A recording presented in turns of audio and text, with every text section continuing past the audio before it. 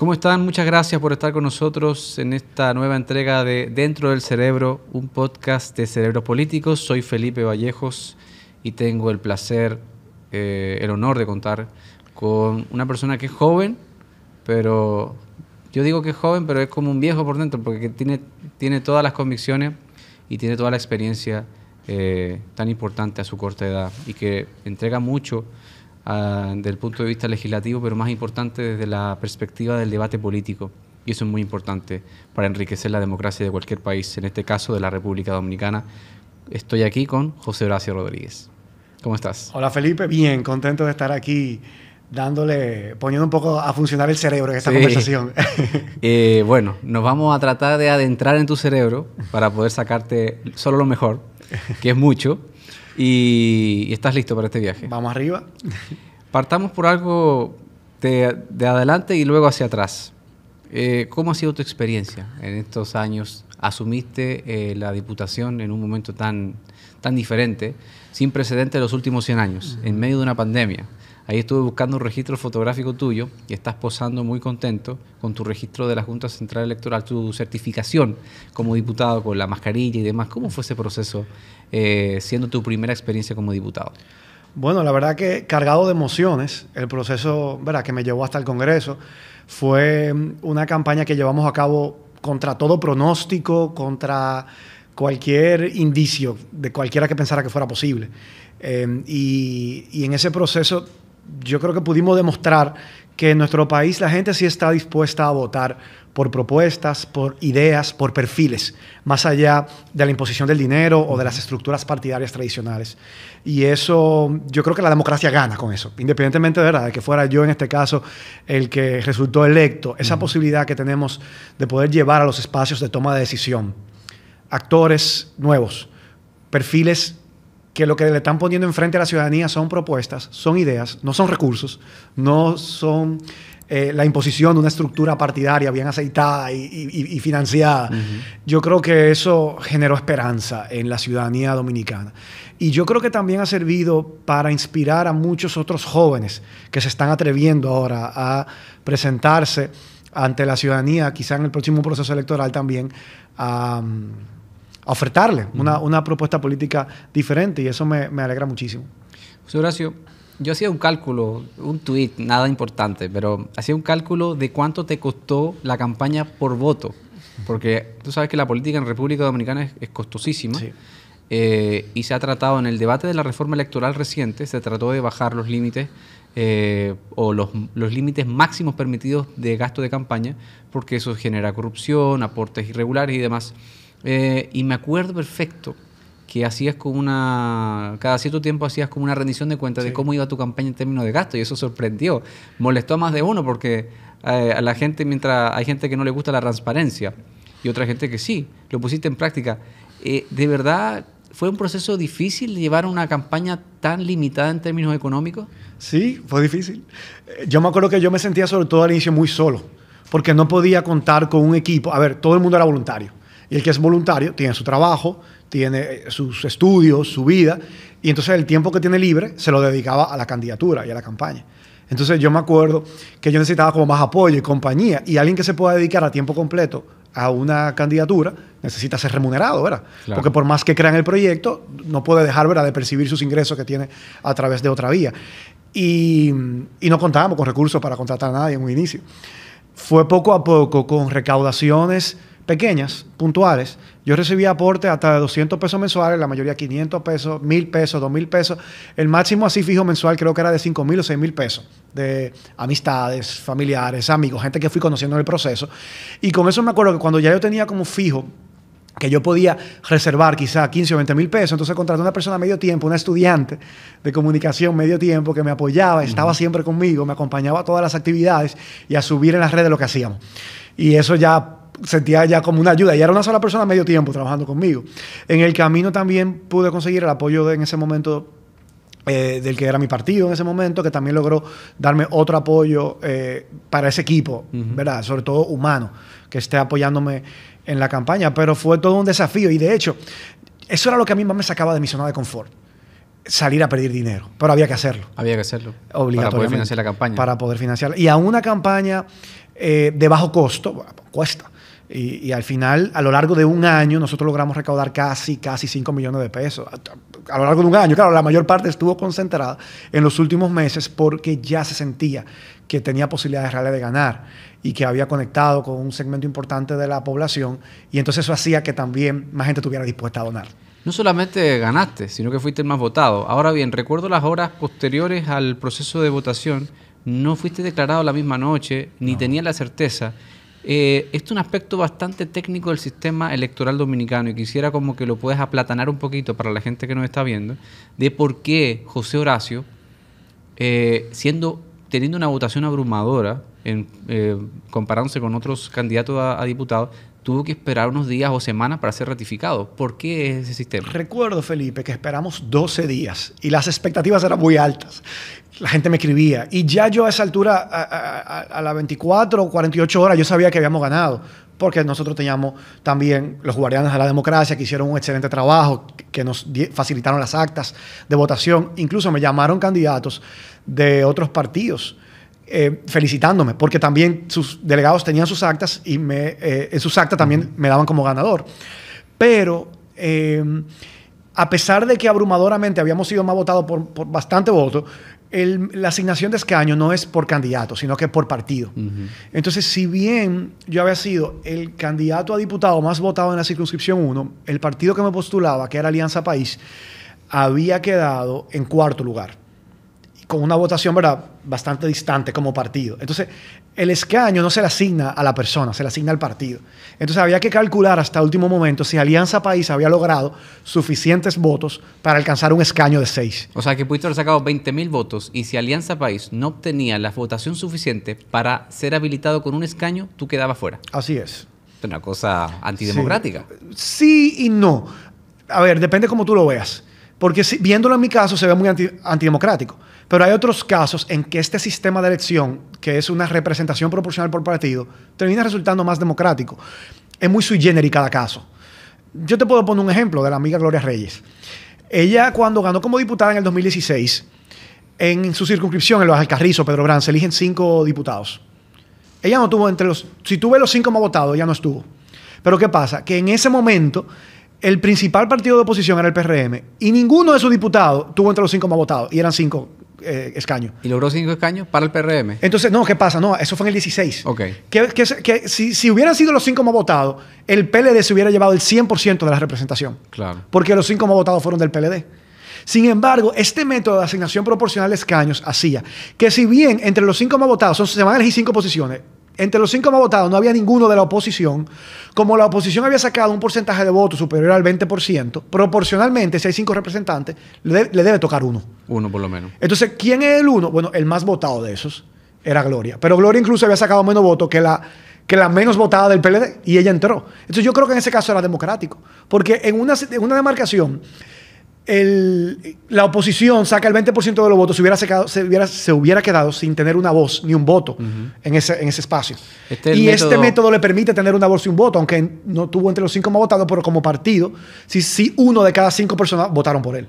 Este es el famoso método de Hunt. De Hunt, que la gente a veces no suele entender. El método de Hunt. Entonces, hay veces sí que uno se siente como frustrado porque resulta ser antidemocrático, pero hay veces que es lo contrario, que permite asegurarle una representación política a un partido que de lo contrario no lo hubiera obtenido. El caso de Juliana, mi colega, O'Neill en Santo Domingo Este.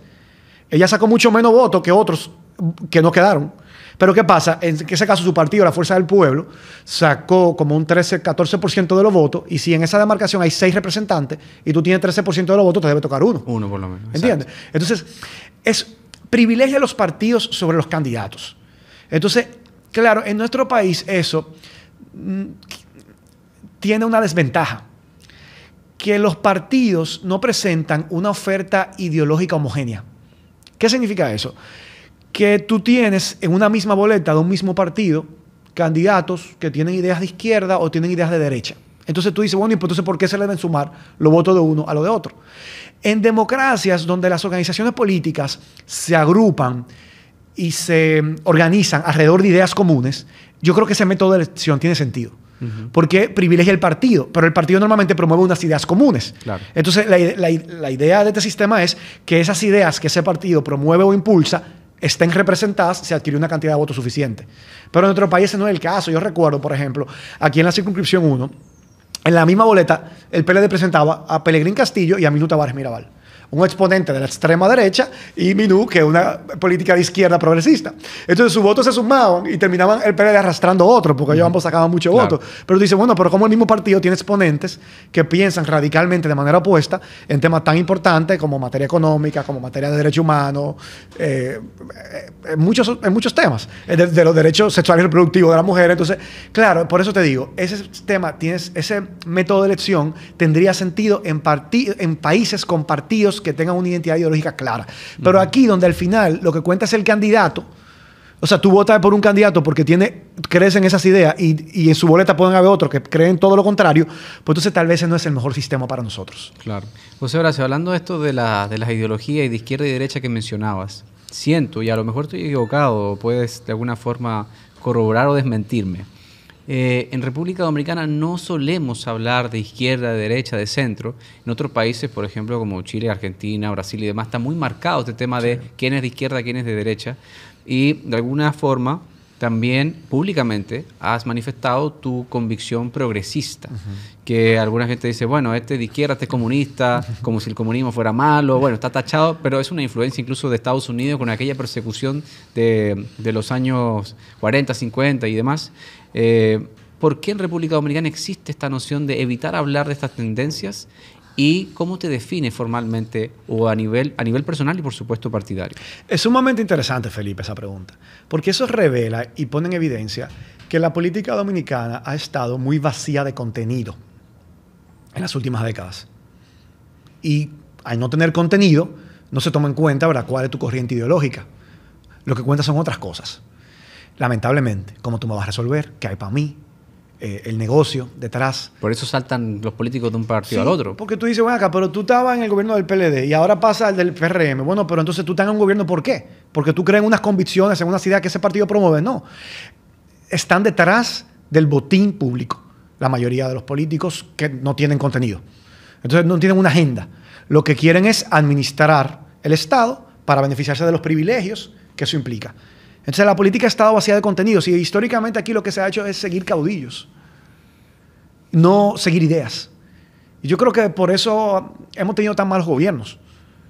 Porque tú eliges un líder y tú sigues un líder, pero independientemente de cuáles sean las ideas de ese líder, que no se termina convirtiendo en un caudillo, que aspirará a la presidencia mientras respire, como Balaguer.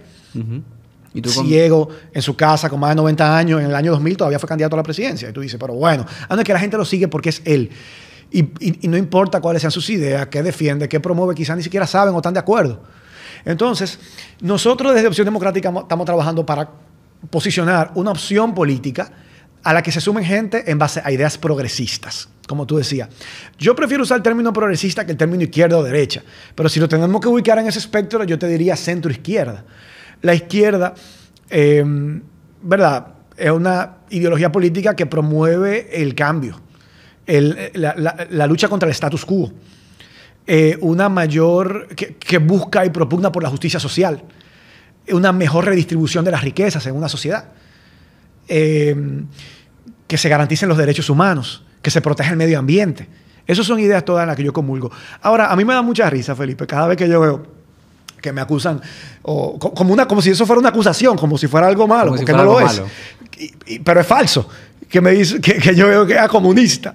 Y yo digo, óyeme, pero es que quien sea que me esté acusando de comunista habla de su propia ignorancia. Porque que me defina comunismo y se verá y dará cuenta que yo ni soy, ni nunca he sido, ni podré ser comunista. El principal postulado, o sea, ¿cuál es la principal reivindicación del comunismo? La eliminación de la propiedad privada y que los bienes de producción pasen a ser manos del Estado. ¿Y cuándo en la vida José Horacio ha abogado o propugnado por la eliminación de la propiedad privada? Yo creo que ese es un derecho fundamental que debe ser respetado y garantizado, que está consagrado en nuestra Constitución y, o sea, yo no puedo ser incoherente. O sea, tu convicción en términos del modelo es la convivencia del Estado con el... Pero lo que te quiero decir, lo ridículo que yo veo a la gente que me acusa de comunista, porque no saben lo que es el comunismo. Hablar de que nosotros necesitamos un país con un sistema tributario más progresivo no es comunismo. Eso en todo caso tú lo puedes llamar socialdemocracia. ¿Para qué? Para poder recaudar más de quienes más ingresos perciben en la sociedad y que esas recaudaciones se traduzcan en servicios públicos de calidad que garanticen derechos, como la salud, como la educación. Eso no es comunismo. A menos que ustedes crean, ¿verdad?, que toda Europa es comunista. Claro. Y Canadá. Estados Unidos ahora los demócratas siempre persiguen este principio fundamental. Claro. De que quienes más tengan, más paguen. Claro. Un sistema tributario más progresivo, ¿verdad? Quienes más están generando riqueza en la sociedad, bueno, pues son los que se tienen que sacrificar más para aportar al Estado. Y el Estado, con ese dinero que recibe, garantizar servicios públicos de calidad y así garantizar derechos básicos. Yo creo, por ejemplo, que la salud es un derecho. No creo que deba convertirse en un bien del mercado. Ahora, yo por eso no estoy diciendo que se elimine el mercado. El comercio, eso se juega en base a las leyes del mercado. Claro. Y no creo que deba eliminarse, ni que se deba prohibir, ni erradicar la propiedad privada nunca. De hecho, yo disfruto de la propiedad privada. Yo tengo un vehículo propio. Entonces, ¿cómo voy yo a abogar? Ahora, creo que debe haber transporte público de calidad para todo el mundo. Claro. ¿Por qué? Porque eso hace una ciudad más vivible, eso hace una ciudad más humana, más transitable.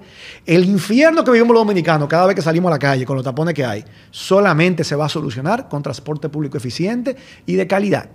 Mientras la solución a la que apuesten nuestros políticos sea que cada quien tenga un vehículo privado, el problema se va a agravar y agravar por más elevados y túneles que hagamos. No hay manera.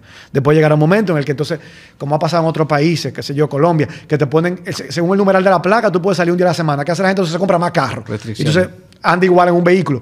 No, nosotros tenemos que abogar y promover por un transporte público eficiente, digno, de calidad, cómodo, en el que la gente pueda decir, no, yo prefiero dejar el carro en mi casa, me voy al trabajo en transporte público, uso el carro si voy a salir en la noche, el fin de semana, con la familia. Esa es la única solución al problema del tránsito. Así es. No hay otra. Y lo podemos ver de los países, ¿verdad?, que han logrado mejorar ese problema. José Horacio, estas convicciones, digamos, sociales y económicas y también políticas, por supuesto, que todo lo cubre, le debes tu nombre a tu abuelo. Hay una lucha interesante con tu bisabuelo, que prácticamente lo perdió todo por sus convicciones antitrujillistas. Entonces, debe haber un porcentaje mínimo que ha escuchado tu nombre o sabe quién eres, pero no sabe tu historia. Entonces, me gustaría que pudieras contarle a la gente cuál es ese antecedente de José Horacio, de tu nombre, de la lucha de tu familia y cómo llegaste hasta aquí. Sí, la historia de mi familia, ¿verdad?, nos ha marcado mucho y de alguna manera sembró, creo que la semilla para yo llegar a donde estoy hoy. De ambos lados, debo decir. Porque del lado de mi madre, mi abuelo, Oscar Grullón, también fue un luchador antitrujillista que estuvo preso, que fue torturado, fue sentado en la silla eléctrica y sobrevivió a la dictadura. Mi mamá cuenta cómo ella a veces su papá se desaparecía y no le decían dónde estaba y estaba preso en la época de la dictadura. Y luego entonces él sobrevivió a la dictadura y fue de los fundadores de una fundación que se llama Fundación Testimonio, que fue de muchos de los sobrevivientes de esa tiranía para contar la historia y mantener viva la memoria. Ya él falleció, pero él luego en los años 90, ¿verdad?, ya adulto mayor, incluso fue fundador del movimiento cívico Participación Ciudadana. Y digo que, aunque nunca entró a la vida política, sí se mantuvo aportándole al país desde la sociedad civil.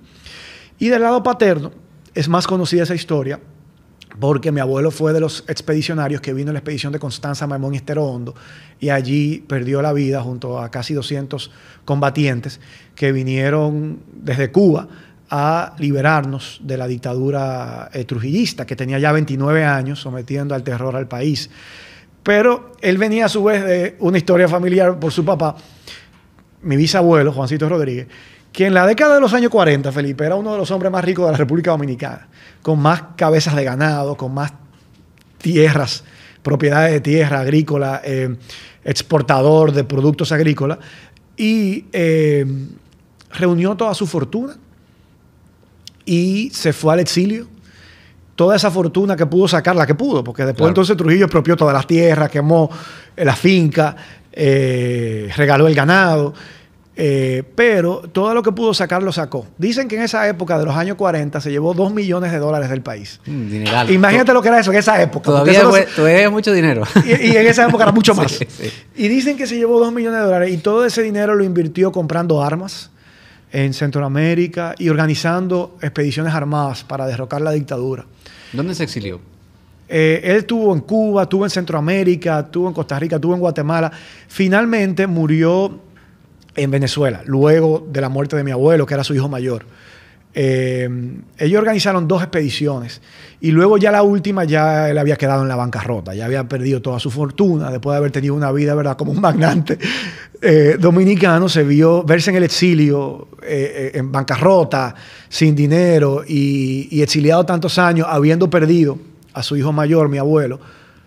Finalmente mi bisabuelo se suicida en Venezuela y realmente mi papá estaba en esa casa donde oyó el disparo y fue corriendo y vio a su abuelo sangrando en el piso en Venezuela.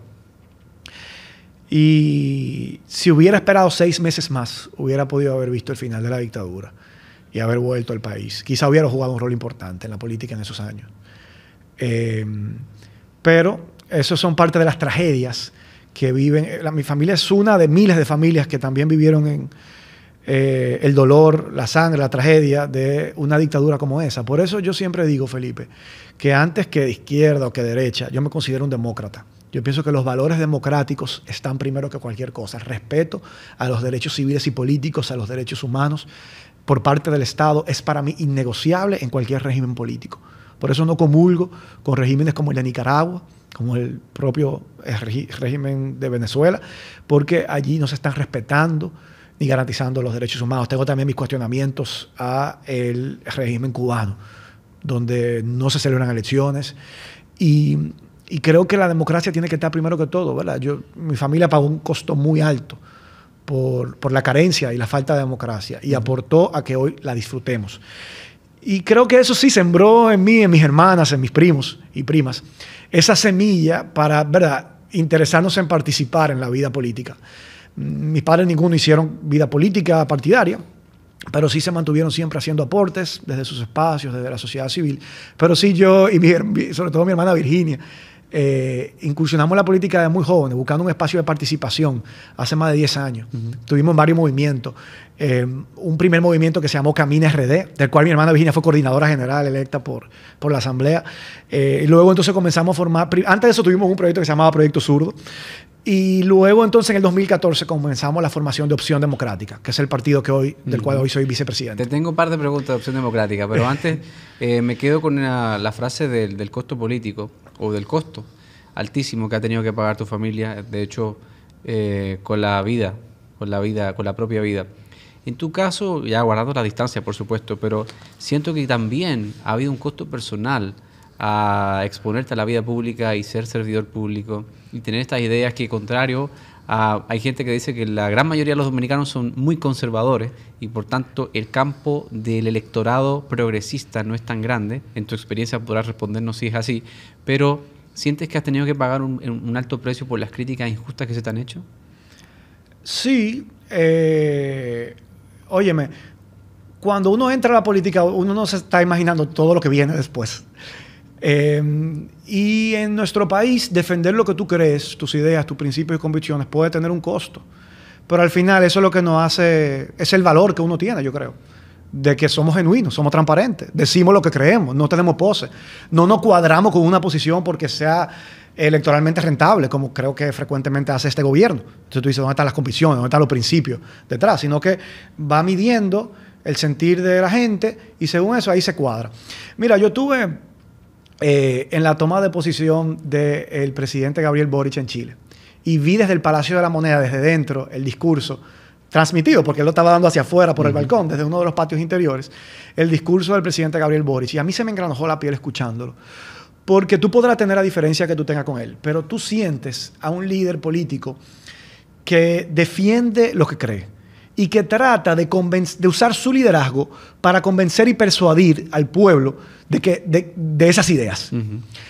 Lamentablemente, los liderazgos de la República Dominicana, sobre todo a ese primer nivel de presentarte como a la presidencia de la República, tú sientes que lejos de tener convicciones o ideas propias y usar su liderazgo para mover a la ciudadanía hacia esas ideas, lo que hacen es estar midiendo permanentemente qué es lo que la gente quiere y me monto en la ola de lo que la gente quiere. Y eso a mí me parece muy responsable. O le doy para atrás una medida. Le doy para atrás, le doy para adelante. Y eso me parece muy responsable porque demuestra que se gobierna sin un plan, sin criterios, sin claridad, sin convicciones, sin principios, sino que en base a un populismo.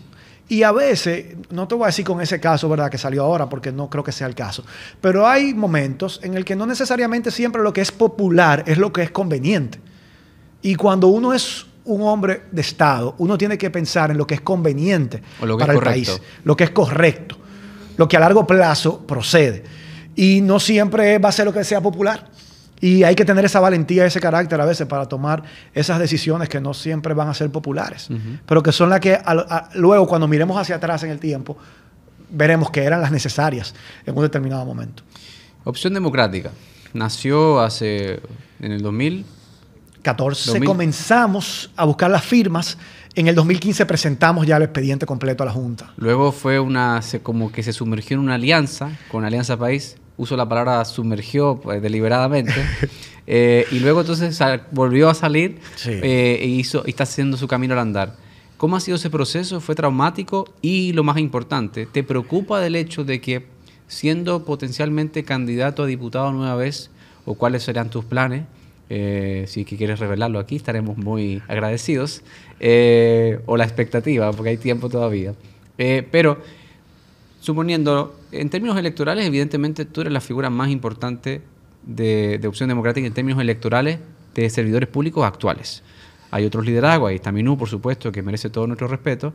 Entonces, ¿no te preocupa que el partido, como que ha hecho su propio camino nueva vez, no tenga la estructura ni el impulso para lograr las votaciones suficientes en el caso eventual de que seas candidato a diputado y puedas sacar 20.000 votos, pero el partido lamentablemente se quede corto en términos de esos votos que te otorgarían ese escaño?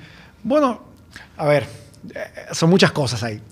En Opción Democrática estamos muy entusiasmados. Estamos logrando atraer a mucha gente joven que nunca se ve interesado en la política y que está viendo desde Opción Democrática un espacio que se parece a ellos.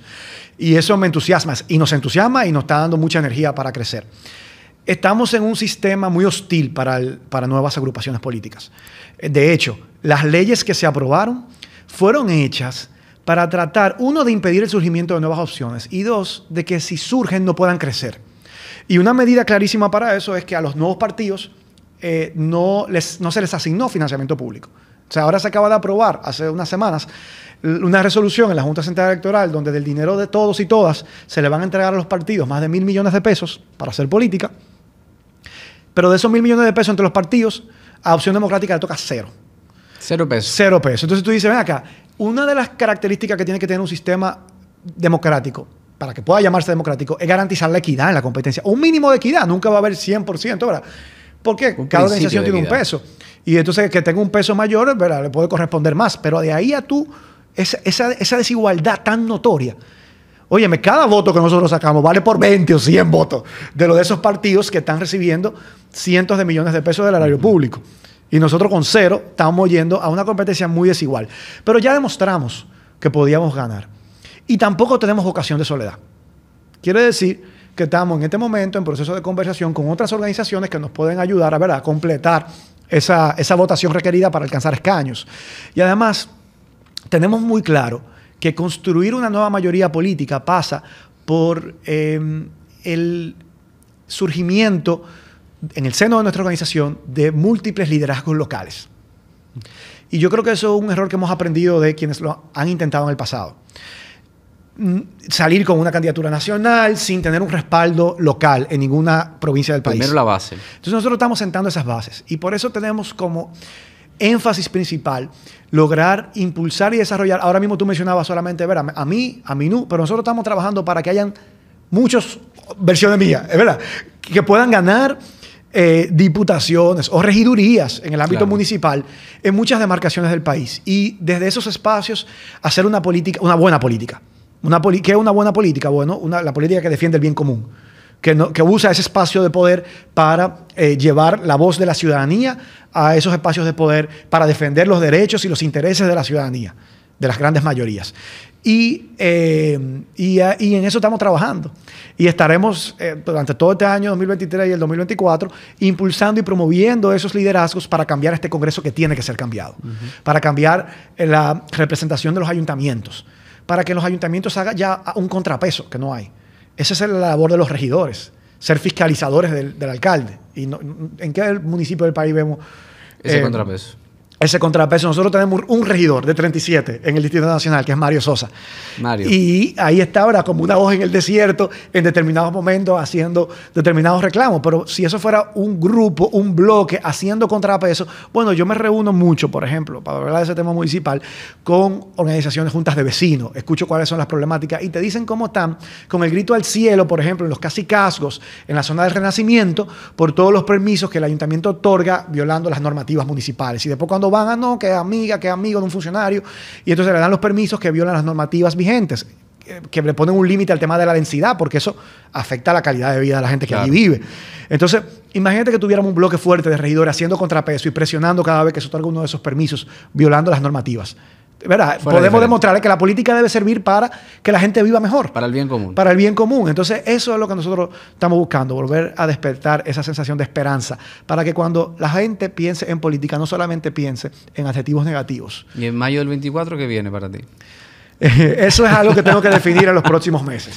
Pero José Horacio sigue en la política. Sigue la política. Y si sigo en la política, quiere decir que lo más probable me verán en la boleta electoral. Excelente. Ahí veremos ya en qué posición. Antes de ir con las preguntas de algunos seguidores de la cuenta de Instagram de Cerebros Políticos, me interesa mucho siempre explorar el lado de la lectura de los invitados, porque a pesar de que yo tenía un profesor en la universidad que me decía que todo el mundo debe leer al menos de 10 a 20 páginas por día, en promedio el resto de su vida. Me encantaría leer esa cantidad por día. Esa cantidad. A veces no se puede, pero No hay que se encontrar puede. el tiempo. ¿Qué estás leyendo últimamente? ¿Qué le recomiendas a la gente que te está viendo? Mira, yo me leí el año pasado, a principio del año pasado, hace casi un año ya, Sapiens, de Yuval Noah Harari, que nunca lo había leído. Y yo creo que ese ha sido uno de los libros que más me han impactado. Yo leí ese libro y yo sentía que todo el mundo tenía que leer ese libro. Tiene una historia de la humanidad completa desde sus inicios y de cómo hemos llegado a ser la sociedad que somos hoy a nivel mundial y global. Y en términos de cultura general, yo creo que es uno de los libros que más puede aportar a cualquier persona. Yo recomendaría muchísimo la lectura de ese libro y ahora quiero leerme la secuencia. Pero uno de los últimos libros que leí ahora en Año Nuevo fue una novela, eso más para uno entretenerse, Sí. De un autor chileno. ¿Cuál? La contadora de historias. Él, se me fue el nombre del autor, pero él fue ganador este último año en Chile del Premio Nacional de Literatura. Sí, ahí tenemos algunos talentos por allá. Sí, es una historia, una novela, termina con un final triste. Y el último libro que agarré y comencé a leer tuve un viaje reciente en los Estados Unidos y en uno de esos aeropuertos. ¿Aparece el libro bueno por ahí? Sí, en uno de esos aeropuertos vi que no conocía el libro de Pete Buttigieg, que es el ministro de Transporte, de Transportación de los Estados Unidos, que fue candidato a la presidencia y es uno de los jóvenes con mayores perfiles políticos ahora mismo, de su generación. Porque de los que se le ve con posibilidades de volver a ser candidatos a la presidencia, tú no ves a nadie de 40 para abajo. No. Y él creo que anda por ahí. Claro. La mayoría ya tienen otra edad. Y dije, pero déjame leerlo. Comencé hace unos días en un aeropuerto a leerlo. ¿Cuál? ¿El camino más seguro a casa? Ese mismo. Shortest Way Home. The Shortest Way Home. De su memoria, de las Lo comencé y lo tengo ahí. No, es muy Apenas bueno. llevo como un capítulo leído. También lo tengo y la verdad que no te vas a arrepentir. Bueno, entonces ya estamos con las preguntas de algunos que algunos de ustedes nos han hecho a través de la cuenta de Instagram de Cerebros Políticos, entrevistando al buen amigo, servidor público, querido y odiado en algunos sectores, en partes iguales, mucho amor, pero eso es normal, ¿no? Un personaje con mucha preparación y con convicciones sólidas siempre genera esa polarización, lo cual debe hacerte sentir de alguna forma orgulloso. Tengo algunas preguntas para ti, 2 preguntas de usuarios de Cerebros Políticos. La primera es, ¿todavía se puede hacer algo por las 3 causales, ahora con la aprobación del Código Penal y demás? Ojalá que sí, yo desearía que sí. El código tiene aún que llegar a la Cámara de Diputados. Y mira, las 3 causales, para mí, y no para mí, o sea, eso está comprobado, salvan vidas. Todos los países desarrollados de Occidente, sin excepción, permiten de alguna manera regulada el aborto. Y yo me pregunto, ¿y acaso ninguno de esos países es pro muerte? La mayoría de esos países son pro muerte. No, de ninguna manera. Es que nadie está a favor del aborto. O sea, yo no conozco ninguna persona que dice, yo quiero que la gente aborte. Eso no existe. O sea, se trata... ¿Y por qué entonces estos países, todos los países, sin excepción, desarrollados de Occidente, permiten el aborto? Y son países donde la mayoría de los dominicanos quieren emigrar o han emigrado. Son países a los que nos quisiéramos parecer porque tienen mejor calidad de vida que nosotros. Pero aquí no. Aquí hay como un rechazo generalizado, por lo menos se puede palpar en la opinión pública. La diferencia es que es falso que prohibirlo salva vidas. Es lo contrario. La gente dice es que si se permite, se abre una llave. No, mira. ¿Tú eres pro vida, Felipe? Por supuesto. Pero yo no también. Pro vida en términos de... Yo también soy pro vida. ¿Tú sabes cómo yo creo que se defiende la vida? Con educación sexual. Para prevenir situaciones en las que una mujer se vea en la necesidad de buscar un aborto. Con educación sexual. Con la propuesta de alternativas. Que el Estado pueda darle alternativas a una mujer que está pensando abortar. Cuales sea que sean las razones. Una alternativa puede ser incluso un buen programa de adopción. Facilidades. Pero una mujer que ya tomó la decisión de hacerlo, cuando está prohibido, tiene que hacerlo entonces en la clandestinidad. Clandestinidad. Con peligro. Y en la clandestinidad pone en riesgo su vida. Por eso, en todos esos países desarrollados, ninguno está a favor del aborto y sin embargo se permite. Porque entendieron que penalizarlo no hará que no se haga, sino que hará que se haga en la clandestinidad. Y la clandestinidad pone en riesgo la vida de las mujeres y las niñas. Y si se quiere salvar vida, pues entonces hay que permitirle que cuando está decidida a hacerlo, lo pueda hacer de manera segura.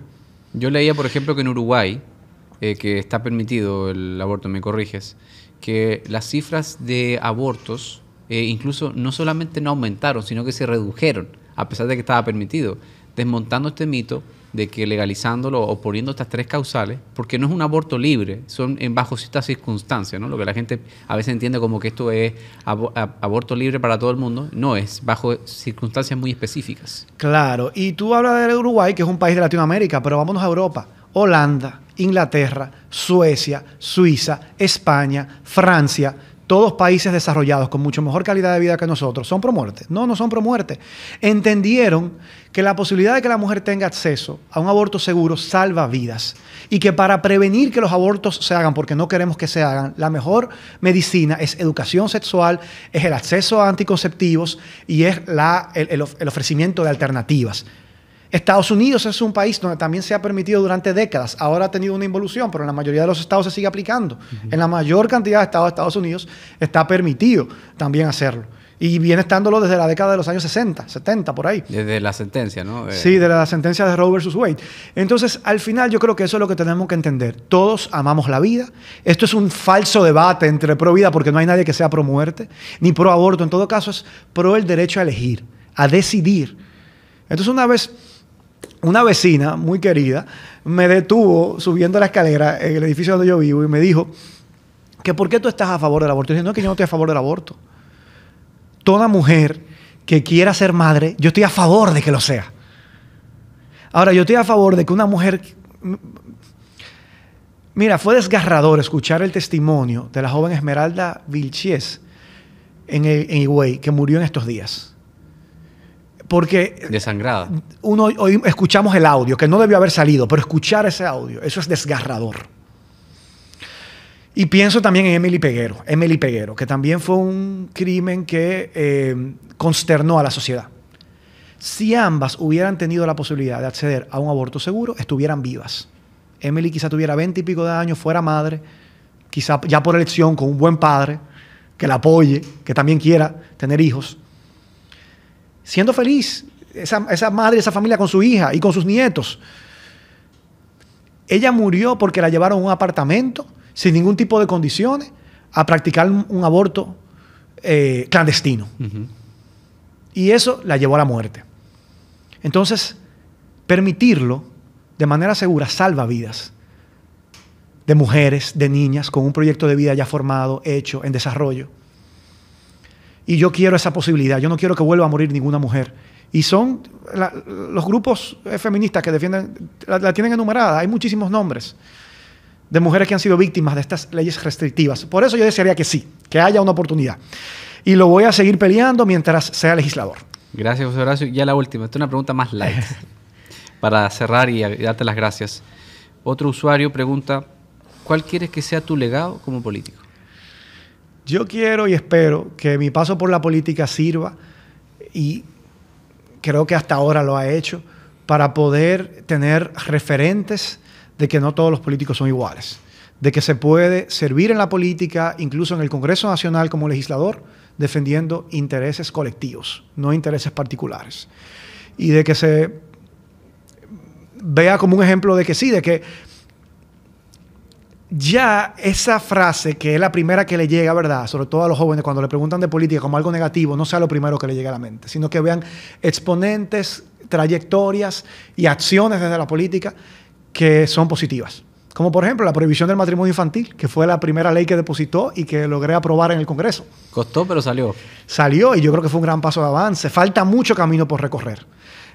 Los embarazos a temprana edad siguen siendo un problema, las uniones de hecho también, pero dimos un paso de avance y como sociedad mandamos un mensaje claro en las leyes, que no son bien vistas esas uniones porque tronchan la vida, sobre todo de las jóvenes, de las niñas, de las adolescentes, que deben estar estudiando, formándose y preparándose para ser entes independientes en la vida y poder prosperar en un futuro, y lo que se dedican es a destiempo a ser esposas y madres, volverse dependientes, ¿verdad? Porque si comenzaron a temprana edad, a los 14, 15 años, a ser madres y a ser esposas, no terminaron su formación y su educación, y eso hizo que entonces se vuelvan dependientes, y a eso también genera a veces esta violencia basada en género, feminicidios.